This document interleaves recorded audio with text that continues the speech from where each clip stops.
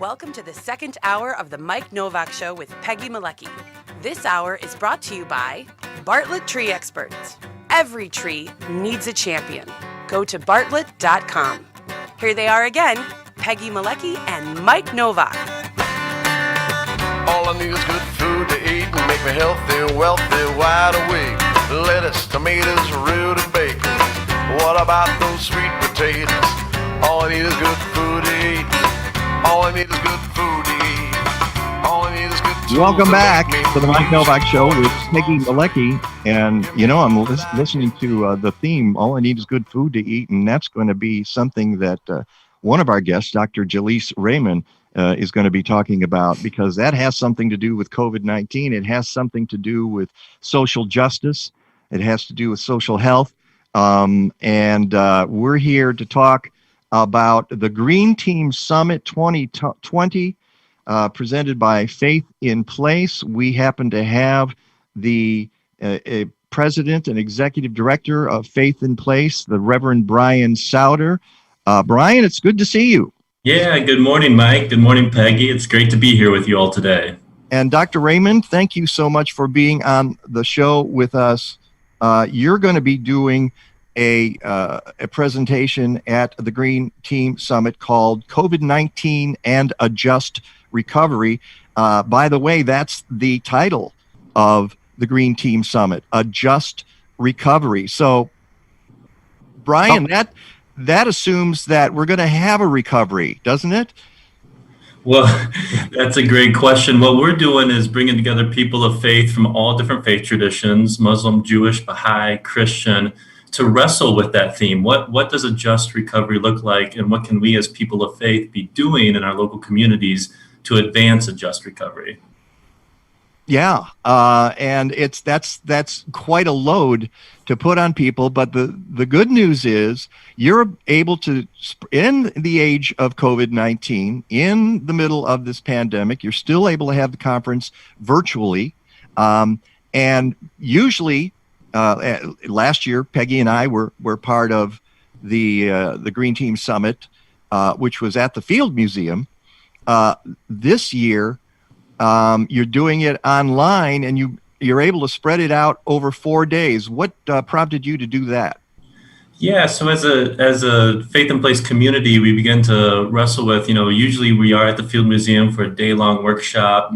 Buses come from all over Illinois from different faith communities, people who are excited, keynote speech, workshop, lunch, networking, exhibitors. It's a great time. And as we thought about the opportunity to work together as people of faith and conscience towards a more just future, we thought, well, this virtual opportunity is really great. We're very excited. If you check out our website at greenteamsummit.org to see all of our partners. We have partners from Washington State, Earth Ministry, to New York Interfaith Power and Light, to all over the nation. People of faith are going to be gathering for this summit to talk together, to network, to get to know what's working in their faith communities.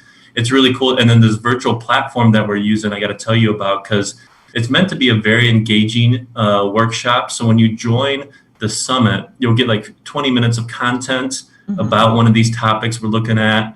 Transition to clean energy is one. Deputy Governor Christian Mitchell will be joining to lead that. Dr. Jalees is going to be talking about public health and climate change and COVID, local food, and how we have a just recovery. So you get that, and then you'll break out into groups and be able to meet other people from all across the nation, talk about how this issue is showing up in your own community, and then come back for a facilitated question and answer. And they tell me the technology is really cool. Well, we plan to have over 1,500 people on this summit, and people will ask questions, and then you'll be able to vote which question you think is most pertinent. So immediately, the question that the most people are excited about will come up and pop, and we'll give that to the facilitator, and then they'll be able to answer that question. So even though we're going to be in a virtual space, all from our own remote locations, we're really going to facilitate deeper connections together and really inspire one another to take further action for a just recovery in our own communities. Yeah. So and this is coming up, if I can hop in quickly, Sunday, September 13th through Thursday, September 17th. Yes. Yes. So a week from today. Yeah. A week from today will be our keynote panel. We have some very inspiring speakers. Pastor Otis Moss here, the senior pastor of Trinity United Church of Christ, is joining them with the executive director of the Clio Institute, Yoka, and the executive director of Samacha, Carlos, both groups that work with Latinx populations on climate change justice. So we're very excited for the keynote panel. That will launch it off on Sunday. By the way, we're going to be giving some Green Team awards throughout the summit. We have some faith partners who have done tremendous advocacy work that's going to just blow your mind as far as the work that they have done to pivot and adapt during this pandemic to really advance justice. So we'll be giving some awards out highlighting good work of other faith communities as we listen from inspiring speakers and get connected with each other and learn more ways that we can all take action and make a difference in our own neighborhoods. And you mentioned earlier that people from all over the place, you can be anywhere in the world really and be part of this. You used to get people from Illinois and I would imagine nearby Midwest states. How are you doing with getting folks from around the country? Yeah, we're really pleased to be partnering with our national affiliate. So Faith in Place is the Illinois affiliate of Interfaith Power and Light. And Interfaith Power and Light has 40 different state affiliates. So those other states are helping spread the word to faith communities who are also active for climate change, helping get the word out about the summit. And so we're excited to be partnering in this way and continuing to grow our network and our movement of people of faith leading the environmental movement. Great. And it's free and open to anybody. You don't have to belong to an organization. Yeah. And let me just say the most common question I get is, do I have to register for the whole thing? And the answer is no, you just register once. That will give you access to any of the workshops that happen, the keynote address, and maybe you can't watch it live. You can go back after you register and access the files and get all the information. Fantastic. And I love the fact you're making it so easy and you don't have to donate your firstborn to be part of this. Let's go to Dr. Jalees Rehman. And Dr. Rehman, you're doing COVID-19 and a just recovery. So obviously you've been doing some research about COVID, and some of the material you sent to us is about how COVID affects people of different strata in the United States. And before we got live here on the radio, I said, it's kind of a duh moment when you realize to have people tell you that minorities and low-income people are going to be most affected by COVID-19. And yet, as you say, it's very important. Why is that? I think so. So thank you, Mike and Peggy, for having us over here. And I think I'm glad you're bringing this up. This is a very important question. I think subconsciously, most people in the United States have always known that people who have low income, people of certain ethnic, racial minorities, that they are more vulnerable. And but just because we know that that's the case, or subconsciously know it, doesn't mean that people have acted on it. And I think what COVID-19 has shown is that it exposes the weaknesses in the system, it exposes the disparities, the inequality, because those inequalities are resulting in tragic deaths. And I also think that suffering is something that connects all people. So no matter what your income, education, ethnic, racial background is, all of us now, I think, can relate to the suffering of each other that they've experienced through COVID, the uncertainty, the anxiety, the fear. And I think this is as tragic as the deaths were, I think this is a good opportunity for us to talk about what did COVID-19 expose, the inequalities, and how can we move forward and achieve the just recovery that we're just talking about. Yeah, something we've talked about on the show before is how COVID has exposed everything in our society, all the weaknesses in our society, the healthcare system, the financial system, the political system, on and on and on. It's just food availability. Yeah, it's shined a light on all of that. Very interesting. I went to modernhealthcare.com and found an article that says as many as 215,000 more people than usual died in the U.S. during the first 7 months of 2020, suggesting that the number of lives lost to the coronavirus is significantly higher than the official toll, and half the dead were people of color, Blacks, Hispanics, Native Americans, and to a marked degree, unrecognized until now, Asian Americans. I'm kind of stunned. surprised a little bit by the number, but it doesn't, because do you believe we've been underreporting the deaths in America? So I think it's not a purposeful underreporting. I think in early on, we just didn't capture all the people that were COVID infected. So we didn't know. We were seeing this massive surge in deaths, but we didn't really know that this was due to COVID, because a lot of COVID went undetected. But there's a second component to it too, is it's not just people who have died because of COVID. Some people have also died because maybe they were afraid to go to the hospital while they were having a heart attack. So that also leads to more deaths, because, I think many people had strokes and heart attacks. Normally they would have called 911 and immediately gone to the hospital. This time, maybe they thought, maybe they are afraid of getting infected in the hospital, so they might not have called. So I think the number you have there, that, 200 or 250,000 additional deaths, it's in large part due to people who had COVID, but some of it is people whose regular health care was compromised due to the problems that COVID has created. That makes a lot of sense, and in that respect, it's a COVID-related death. There's just absolutely no way you can't get away with it. And I thought it was brilliant that you just compare the number of deaths in 2019 to 2020, or what are our usual numbers of deaths in America, and you get this number, and you have to scratch your head and you say, well, why is that? Well, we know why that is, but as you point out, it's not just the actual disease. Although when we come back from this break, I want to talk a little bit about the various health problems that people have in the United States and how COVID exacerbates those health problems. We're talking to Dr. Jalees Rehman and the Reverend Brian Sauder. It's the Faith in Place Green Team Summit 2020, A Just Recovery. We'll be right back. When we come back, I want to talk about some of the underlying conditions that people have, Jalees, and how this pandemic has made things worse, and talk about the justice in the healthcare system and with regard to our minorities. And Brian, you're what welcome. we might be able to do about it as well. Yes, I think, Peggy, that's the most important question, and that's what the workshop will focus on.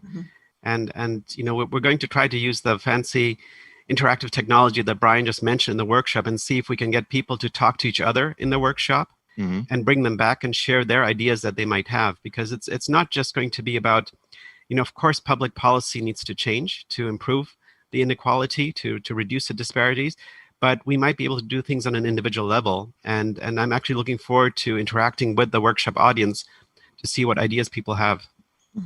Well, and we know that education is such an important, factor of all this. How can, our communities of faith really advance good scientific knowledge in our communities about ways to take care of each other, protect each other, stay safe, and also advocate together. So I think that will be interesting to see what people are doing, but then also, what ideas might emerge of other ideas that we can lead on. Great. And you're welcome, Brian, to jump in anytime with this and relate it to other seminars that are going to be workshops, as you call them, that are going to be going on at the summit. Yeah, that it's, maybe just if we have a chance to give that quick overview of some of the, there's just so much going on at that summit. Yeah, it's like 4 days, folks. We can't get it all in on this little radio show. But just food and health and environment and as you said, the team awards too. Absolutely. Maybe, Brian, at the end, maybe you could highlight also the website for how to register, just so that everybody knows how to register, and just give a couple of sentence general overview about the summit. Yeah, I think so. And I have that information on my website, by the way. I've got the link right here on, it says you can register here. And I can look at I put it up on Facebook, and I think Kayla has tweeted it out as well. So we're trying to help you out here. Well, and hopefully you'll notice what a lot of other events have noticed that I've talked to who've gone virtual in a big way this year. Of just they're bringing in people who would have never attended, who didn't know that programs existed, that didn't know that organizations existed, and just the networks are getting bigger due to the virtual. Welcome back to the Mike Nowak Show with Peggy Malecki. And we are talking to the folks from the Green Team Summit 2020, Just Recovery. Faith in Place is putting it on. It starts next Sunday. It's 4 days. It's all online. Cool stuff. And we have the Reverend Brian Sauder, Executive Director and President of Faith in Place, Dr. Jalees Rehman, scientist and cardiologist at the University of Illinois at Chicago. We didn't mention that before. I apologize. And we're talking about his presentation, COVID-19 and a Just Recovery. And during the break, Peggy, you brought up a really, really good point. I'd like you to address it to Jalees. Oh. Which I brought up a lot of points. Oh, okay. I'm sorry. I'm sorry. I lost my screen here for a second. I'm like, okay, where is it? Okay, well, we were talking about it was about what we can we do are. moving forward. Yes. Yeah, that's it. And that's the point I wanted you to make. Thank you. Okay. Yes, so I think that the first step, and this is, I'm glad you also brought up the University of Illinois Hospital, which is where I work. It's a major focus of ours to understand why are there such disparities in COVID-19, but also in the healthcare system in general. And it's not just COVID-19. Our university has been researching these disparities even in cancer long before COVID-19. And we found how that individuals from ethnic minorities or low-income neighborhoods tend to have worse cancer outcomes. And so this is a problem that's throughout the system, that exists throughout the system and for many decades. But what are the factors that we're worried about? So when we look at the COVID-19 data, we find that people who live in low-income neighborhoods, who live in high-density population areas where they don't have a lot of space, who are of ethnic and racial minorities, such as Hispanic Latino communities, African American communities, they tend to have higher infection rates, but they also, unfortunately, do worse in the hospitals. When they're hospitalized, they get hospitalized more frequently, and they have severe complications of COVID-19. So this has prompted a lot of research. Why is that? Why do certain neighborhoods get infected more, and why do patients do worse?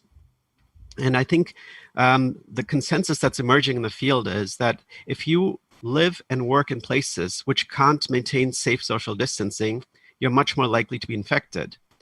But then why do you even become sicker? Why do you need hospitalization? And why do you need mechanical ventilation more? And that has to do, I think, with pre-existing health conditions. And one of the health conditions, and maybe this is what Mike was alluding to, Peggy, what you brought up in the break was food insecurity. So this is a major challenge that the United States faces in neighborhoods, where if you are in a low-income neighborhood, you have much less access to fresh, healthy foods. And this was a big shock when I came to the United States. I'm originally from Germany, where it's very normal that in every neighborhood you live in, you have a grocery store with fresh fruits and vegetables within walking distance. And fruits and vegetables are cheaper than processed food. So when I was a kid, it was in Germany, it was a treat to go to McDonald's because that was so expensive. And normally you just eat at home. Yeah. And when I came to the United States, it was a shock that was the other way around, that if you eat processed food, junk food, it's cheaper. So a bag of potato chips has just as many calories as a large selection of fruits and vegetables, but it's a fraction of the cost. So people who are worried about making ends meet, and they're not even sure if they can get enough food to get through the day, what they do, they're forced to use this little income that they have for food and invest it, unfortunately, in unhealthy foods that are high in fat, high in sugar, high in salt, to get the calories that they need to survive. But when they do that, that leads to a lot of diseases such as high blood pressure, obesity, diabetes. And what we've seen in COVID-19 is that those diseases, they make your body very vulnerable. And we have much more diabetes, kidney disease, high blood pressure, for example, in African American communities. So when they get infected with COVID, their outcomes are much, much worse. And that's what we have to work on. And that's what we're trying to understand right now. We've known it all along, but now that I think all of society is waking up to these problems, now is a great chance for us to come up with solutions. How do we fix this?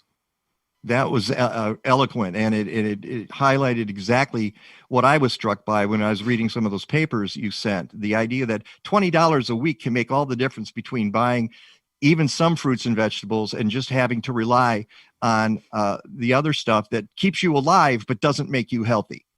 And one of the papers comes right out and says these are racist situations, racist policies. And some people think that's kind of a harsh term, but in a way, Jalees and or Brian, isn't that what we're working with here? There is a sort of systemic racism.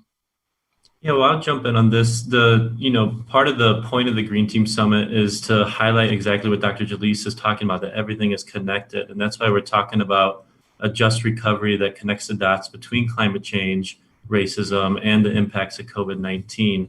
And I think this is going to be a week where this sort of subject is we're going to create space to talk this throughout the various workshops. For example, Faith in Place has really been leading the way. We've given out over $82,000 to our local faith communities who are in food insecure neighborhoods to help them with the immediate crisis, to get food out into the local neighborhood. But we also know long-term, we need to be building local food resiliency. So we have Monica Brown-Moss leading a workshop on shifting to a local food economy.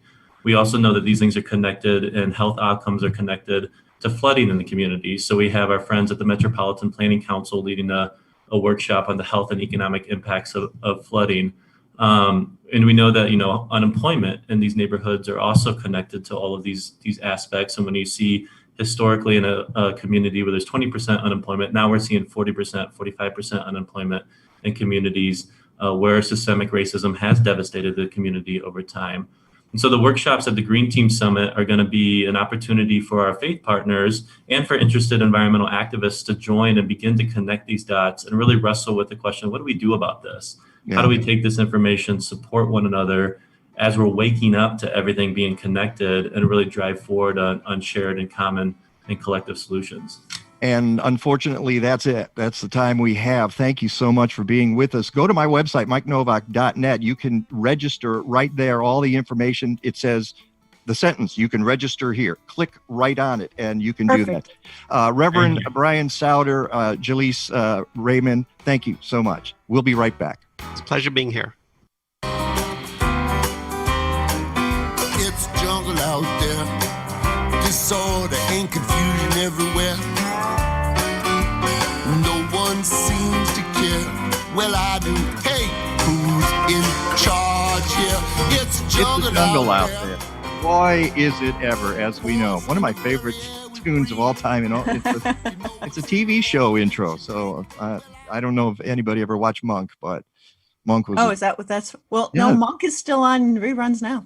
Oh yeah, well I know, but I watched it when it was on for real, and really loved the show. Hey, today we get bonus Rick DeMaio. That's coming up in just a second. However, I have a little announcement to make here first, and I'm going to apologize in advance because I'm reading it off of this because I want to make sure I get things right. So it's on the screen here, and so if I'm not looking at you, that's why. This is our final show on WCGO Radio. The world is moving fast, and we're moving with it. Now, to be clear, the Mike Nowak Show with Peggy Malecki isn't ending, just our presence on 1590 and 95.9 in Chicago. Peggy and I want to thank all of the people who have helped to make this our Sunday morning home for more than 3.5 years. That starts with General Manager Chuck Duncan, who welcomed us the day after you know who was elected president. That seems like a million years ago, and it seems like yesterday. Thanks for the opportunity to contribute to the Smart Talk Radio Network, Chuck. Director of Operations Randall Betker has been working his butt off for 5 months to enable Peggy and me to work remotely from our homes. He needs a few days off. In fact, he's taking them right now during the Labor Day holiday. You've earned it, buddy. Be safe, be well. Director of Production Mike Michalski was a genius when it came to making us sound good in our commercials, promos, public service announcements, and show intros. Thanks for the great work, Mike. Director of Communications Andy Miles has helped to promote our show on the WCGO and Smart Talk Radio pages via written word and podcast audio. He also helped out in other important ways that were always appreciated, like getting my podcast audio to me. Thank you, Andy. Engineer Nancy Cadigan is the new kid on the block, but she's earned her stripes by quickly learning how to deal with remote broadcasting and keeping us up to speed on changes. We really, really appreciate that, Nancy. Great job. Andrew Merschel isn't here anymore, but he's earned a shout out too. A high school student from New Trier in Winnetka. Yeah, high school student. He divided his time between high school studies and WCGO radio for at least a year and a half.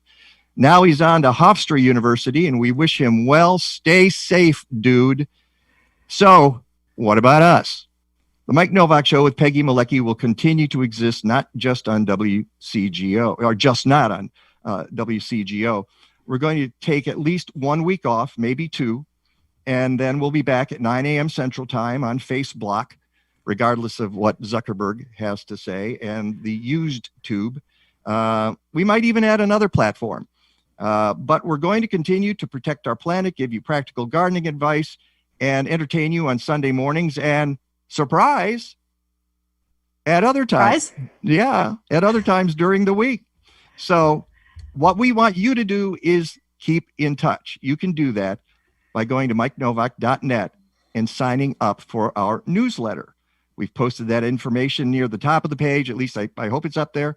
That way you'll know exactly what we're doing as we move forward into the next phase of the show. It wouldn't hurt if you gave us a like on Facebook or followed us on Twitter or Instagram too. Oh yeah, don't forget to subscribe to the Mike Nowak Show on YouTube. That will help you keep in touch. Thank you, WCGO Radio, for your support over the past 3.5 years. And thank you, listeners and watchers and folks who read the blog, for all of your support. We also want to thank our administrative assistants over the past few years, Kayla Delia Reconquista. I hope I got that right, Kayla. Hannah Singh and Ellie Sanchez, who is now working for the Nature Conservancy. We're proud of all of them. And Kathleen Thompson, who does a lot of a little bit of everything for the show. Of course, some of those folks are staying with us as we move to the intertubes. As our terrific sponsors, without whom this program is not possible. Thanks to Bartlett Tree Experts, Collective Resource Recycling, Blazing Star Nursery, Happy Leaf LED Grow Lights, and the many, many other companies who have put and will continue to put their trust in us. And for you Rick DeMaio fans, he's not going anywhere. He'll be with us almost every week. There he is now. Clearing his throat. He'll be with us almost every week in the future, as he has been for almost every week during the past 12 years. And I can't thank you enough for that, Rick. So let's get to some bonus Rick DeMaio time right now. How you doing, Rick? Good. Does this mean our new platform is going to give me a raise? I'm working on it. Extra coffee for you every week. We'll get some. There you go. You know, I'll hire a dog walker for you. How's that? No, but you like walking the dog, don't you?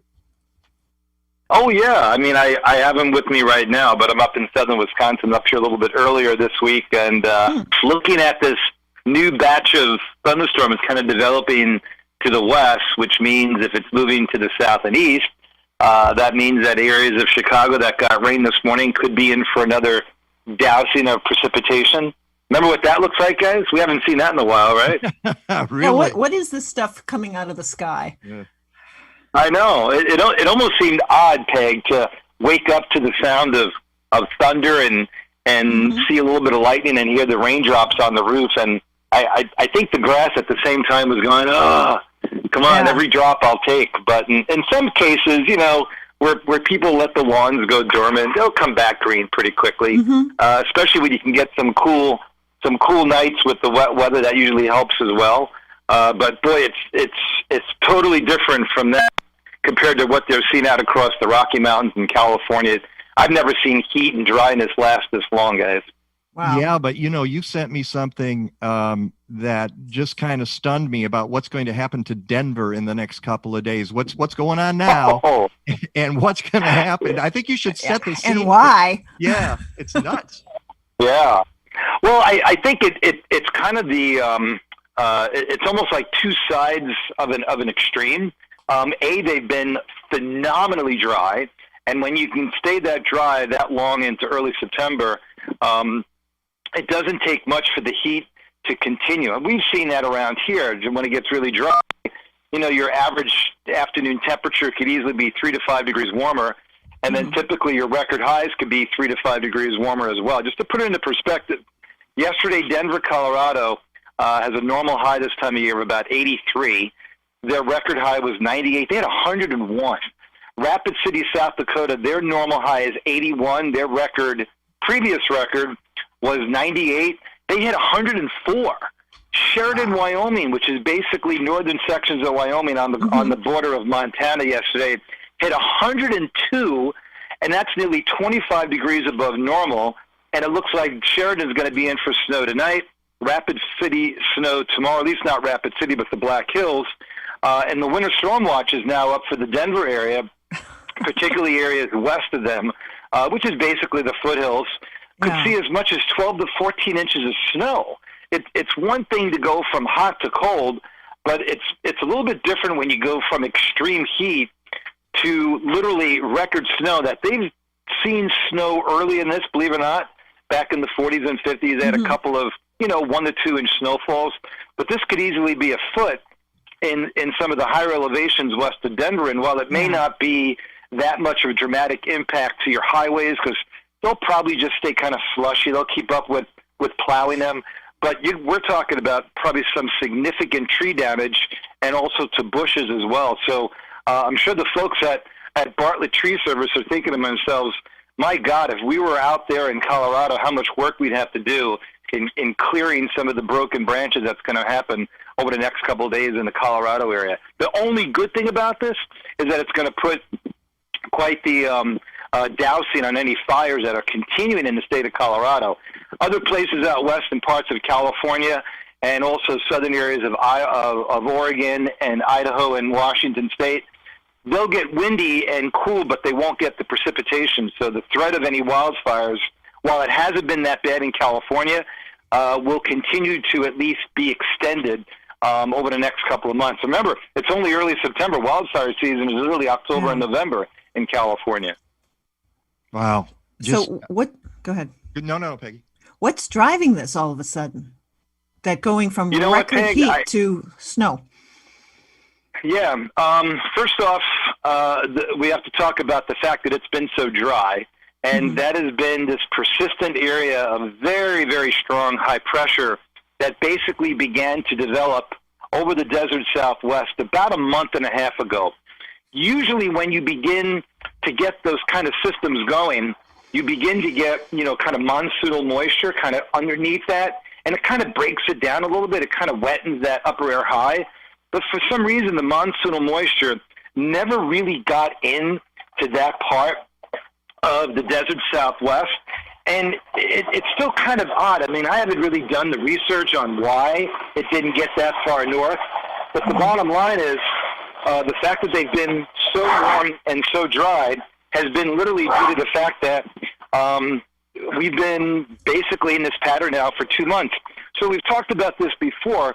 Sometimes you can get 4 to 6 weeks of dryness, but when it goes into week 8, week 9, and week 10, the extremes just become more extreme. And the only good thing about California right now is they actually had some fairly decent rain late spring, I should say late winter, early spring. So if you notice, there hasn't been a lot in the way of fires in Southern California. They're actually a little bit wetter than normal. So their ground or whatever. I got to hold you right there, Rick. We need to take our hard break, and let's continue that conversation when we come back. More from Rick DeMille. Mike Nowak. Mike Nowak. Mike Nowak. Sunday mornings, Peggy Malecki. All together Mike now. Nowak.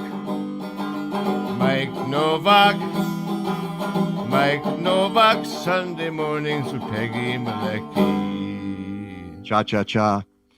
Welcome back to the Mike Nowak Show with Peggy Malecki. And, of course, that's our buddy, Rick Moskovitz. Give him a ding for that. And he's with A-plus Pest Control. Good for them. And you can, let me make sure I got the the website correct. It is apluspest.com. So go visit Rick Moskovitz. He's doing really terrific work. Back to Rick DeMaio, who was talking about California wildflowers. You're saying wildfires, not flowers. You were saying this, 2 weeks or 3 weeks ago, people were talking about how many fires there were. Was that short-lived? Yeah, and I think part of it is due to the fact that Cal Fire, they're the state and national or federal agency that helps with the control of the wildfires, really did an amazing job in containing these fires very, very quickly. But even a couple of days ago, I was looking at the visible satellite. You can see a couple of hot spots developing in areas that were pretty much away from more of your populated areas of Napa, east of San Francisco. And thankfully, we haven't had anything, start up again of any great significance.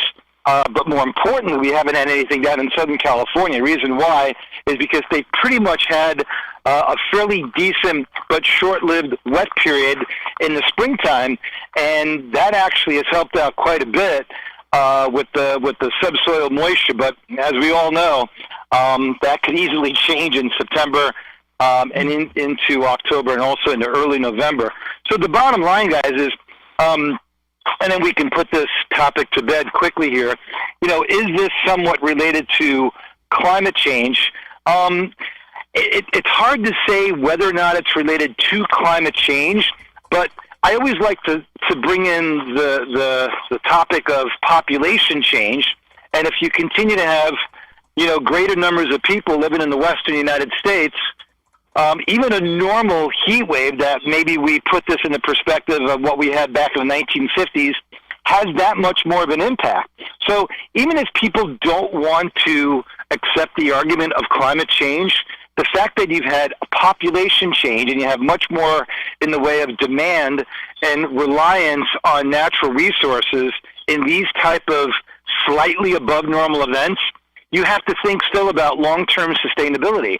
So oftentimes people who are trying to protect the environment link everything up to climate change. You don't have to. You could do it very simply by saying population change. When you have 40 million people trying to get through a 3-month drought, that makes it a little bit more difficult on state and federal resources. That's a really, really good point, Rick. Briefly, what's the hurricane outlook in the near future? Yeah, but not even going into hurricane. We could talk about Typhoon Haishen, which is the second typhoon in basically a week. The other one was Masek, which moved across southern areas of South Korea. This one, which was at one point a high-end Category 4, is most likely going to move into southeastern sections of South Korea and affect the incredibly large port city of Busan. Busan, to put it into perspective, handles about as much freight as Long Beach, California, which is known to be the largest and busiest port here in the United States. So a lot of goods and services come out of the Busan area. And again, this is the type of storm that doesn't normally happen. We had 2 typhoons in the last 2 years move as far north as Seoul. Tokyo was hit twice by significant typhoons in the last couple of years. And when you look at the water temperatures across the western areas of the Pacific Ocean, again, they are way above normal. So even though it might not get a lot of big news here in the United States, this typhoon is going to have a significant impact on the economy of South Korea. It may not hit any big cities, but again, it shows you just how far north these systems are going. To put it into perspective, it would be like a Category 1 hitting Boston. That's how far north Busan is, and that's the size of this storm. Our tropical storms here have kind of taken a bit of a break. We did have Nana move into areas of Guatemala and Belize, which was basically a low-end Cat 1 hurricane, but produced about 10 to 15 inches of rain. Good thing it weakened quite a bit, because even tropical storms can be significant rainmakers for Central America. Omar, which was storm number 15, if I have my numbers right, just basically formed up the East Coast in that weekend and moved out over the sea. 2 more systems that could become tropical storms or hurricanes still off the coast of West Africa.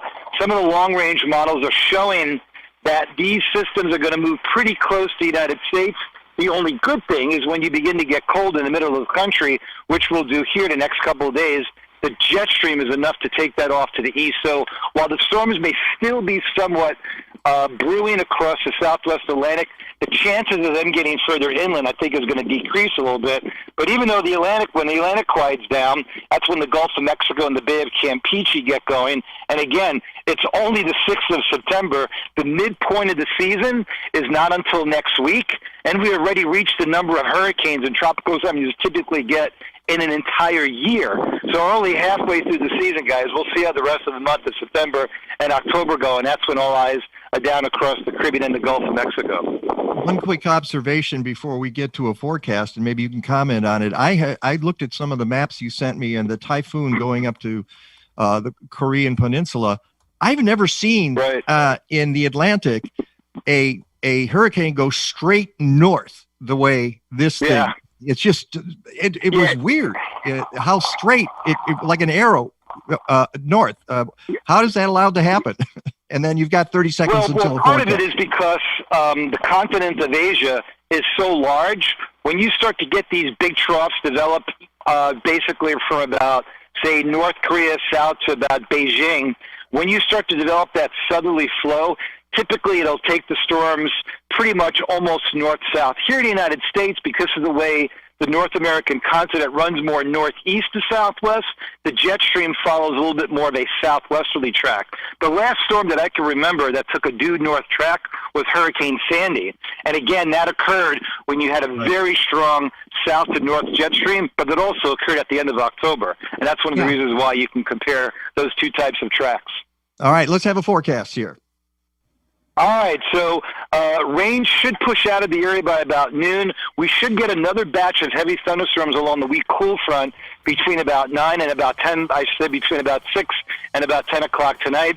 Tomorrow looks great, westerly flow, it'll be dry, and then the big storm system out west will kind of fall apart right over us. So it should turn cooler and wetter as we head into late Tuesday, Wednesday, Thursday, and Friday, and hopefully the system will set up to the south of us where we'll get some pretty decent rainfall, anywhere between 3 and 5 inches across West Illinois and about 2 to 3 inches here in the Chicagoland area, and we'll enjoy every quarter inch of that 2 to 3 inches, right? You betcha. Thanks, Rick. We'll talk to you soon. Want to thank everybody on the show today: Alec McLennan, Reverend Brian Sauder, Dr. Jalees Rehman, Rick DeMaio, Nancy and Kayla. Thank you so much. Until next time, go green or go home. Well, you didn't miss much.